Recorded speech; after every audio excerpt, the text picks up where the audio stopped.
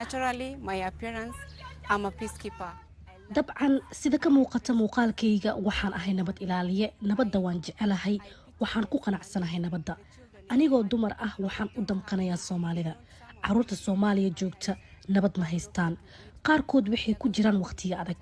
ma haystaan cunto ay cunaan waxayna marayaan xaalado adag markasta dagaalo ayaa jira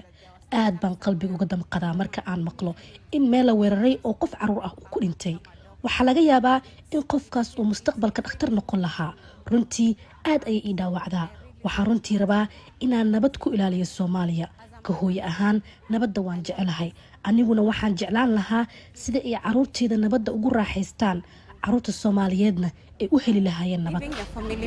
inaad ka tagto reerkaagii oo aad timaado waddan kale maahan wax sahlan waxaan ka tegay wiilkayga oo 2 sano jir ah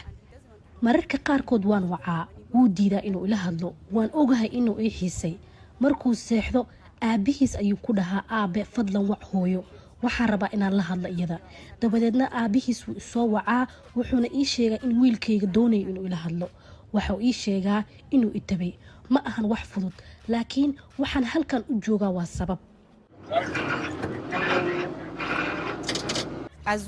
mararka qaarkood waxaa laga yaabaa inaan la kulanno weeraro marka ujeedka tababarkan waa in naloo diyaariyo in aan iska caabin karno weerar kasta oo na soo wajaho waxaan jira noocyo kala duwan oo tababaro la xiriira weerarada oo ay qaadanayaan hadda dadkan marka ujeedada waa in loo diyaariyo weerar kasta ama dhacdo kasta oo ay wajihi karaan si ay awood ugu yeeshaan maadaama ay boolis yihiin waad ogtahay waa inaad ka sareysaa wax walba qof shicib ah ayaa kugu tiirsan inaad ilaaliso adiguna haddii aadan ogeyn sida loo ilaaliyo marka wax walba way burburayaan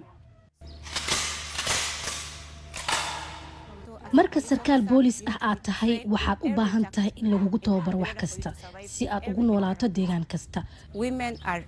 haweenku waa wax walba haweenku waa talin karaan haweenku waxay leeyihiin tayo aad iyo aad u sareysa wayna awood badan yihiin waxay noqon karaan hogaamiyayaal wanaagsan sida ay had iyo jeer yiraahdaan waxaan in sameyn karo dumarkuna si kasii fiican ay u sameyn karaan ka hor intaan iman Soomaaliya waxaan u maleynayay Soomaaliya inay tahay meel aad u kallafsan meel ay weeraradu ka jiraan meel walba mana aan u maleyn jirin inaan ka heli karo hal dhisme oo wanaagsan Soomaaliya laakiin markaan imaaday intaan ku guda jiray kormeerkayga maalinlaha ah waxaan aaday hoteelka garoonka diyaaradaha wuxuuna leeyahay jawi aad u wanaagsan taasina waxayna tusinaysaa in Soomaaliya ay tahay u wanaagsan ayna hagaagi doonto waxaan fiiriyay joornaalada waxaan aqriyay in Soomaaliya markii hore ay ahayd meel aad u fiican meel dalxiiska aad ugu fiican oo soo jiidasho leh in dalxiis kastana uu jeclaan lahaa inuu tago Soomaaliya